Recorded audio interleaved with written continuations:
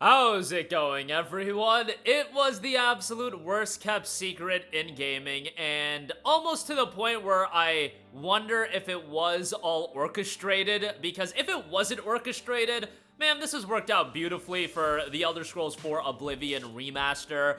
This is a game that is going to do incredibly well, and it has been officially confirmed by Bethesda.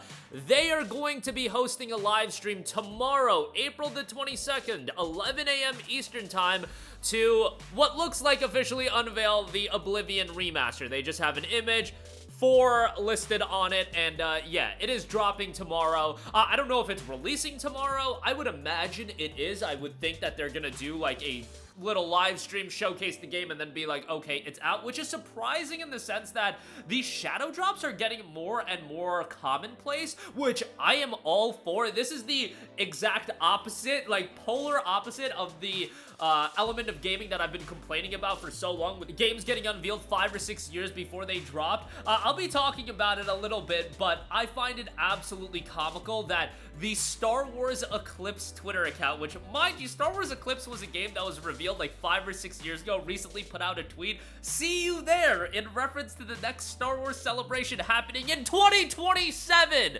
So I don't know if we're gonna get an update on that game this year, next year, but they made sure to let you know, 2027, you guys, we'll be there. We'll give you an update then, which I just think is so insane to me, but less of that, please. I'm not saying every game needs to be a damn shadow drop, but shadow drops every now and again, and when it makes sense for like a Ninja Gaiden 2 Black, when it makes sense for an Oblivion Remaster, I think it can work really well. I thought it worked fairly well with Hi-Fi Rush as well, but unfortunately, I guess it didn't work well enough to save Tango.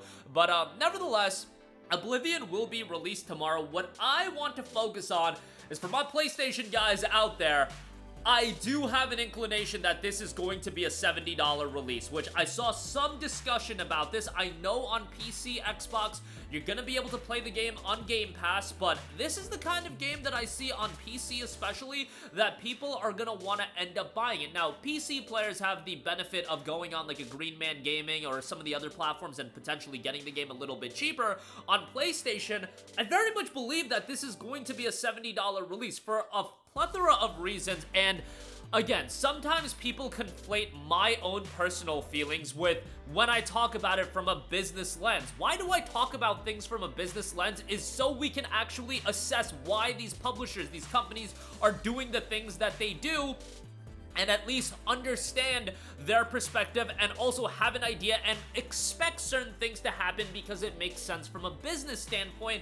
And why a $70 release for Oblivion Remastered makes sense is, first of all, the precedent has been set. This is one of the most iconic video games of all time that's getting a significantly upgraded release, and it being priced at $70, that happened with another game. You want to know what game it happened with? The Last of Us Part 1. You remember when that came out in 2022 and that was priced at $70? So the precedent has been set for a major title to get a significantly upgraded release and be $70. And by the way, Oblivion hopefully will have all the content that the original release had. Last of Us Part 1 actually removed the multiplayer and still was released at $70. So why I'm bringing that up is, yes, people complained about Last of Us Part 1 being $70 in 2022.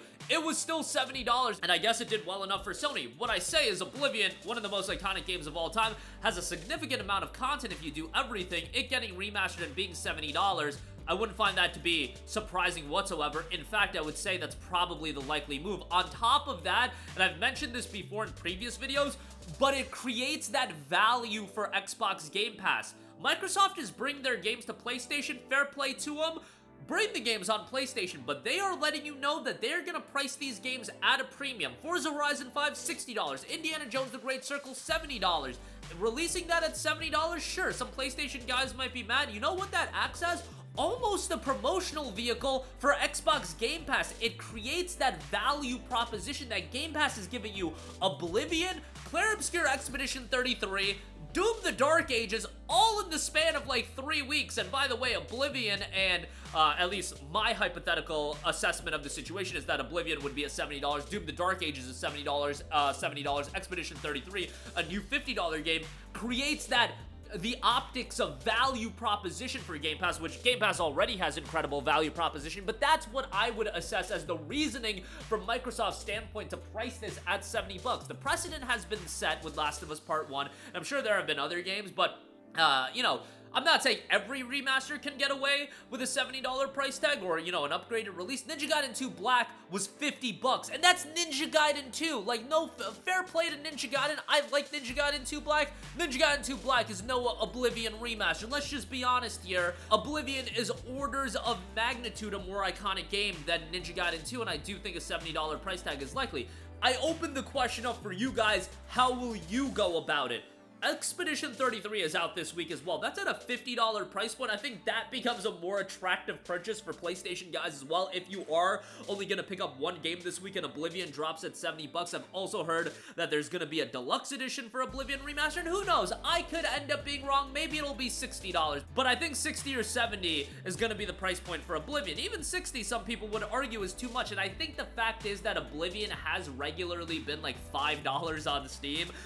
Might make people be like, all right, bro, $70 for Oblivion is kind of crazy. I think from the standpoint of, you know, creating that value for Game Pass, it just makes sense. If not 70, then definitely 60. But I also, again, ask you guys the question, is $60 or $70 too much? That $70 price tag, especially, would that actually price you out of playing the Oblivion remaster? And I assume for some of you guys, that would be the case. The question also has to be asked is, man, Oblivion and Expedition 33 in the same week, and Forza Horizon 5 if you're buying the premium edition, all of a sudden this week turns into a very, very spicy week for game releases where I think you do have to be a little bit selective of what games you're picking up. Are you going to get Expedition 33 and Oblivion? Do you have the time investment to go through both of those titles? Both of them going to be sizable undertaking RPGs, and do you want to throw Forza Horizon in there as well? Kind of interesting that two Microsoft published games in Forza Horizon 5 and Oblivion might be out at the same time. Let us pray. Like, could you imagine if they do a shadow drop for Oblivion, but the shadow drop is only for if you buy the deluxe edition, you'll get it 3 days early or whatever it is, and then the official release is Friday.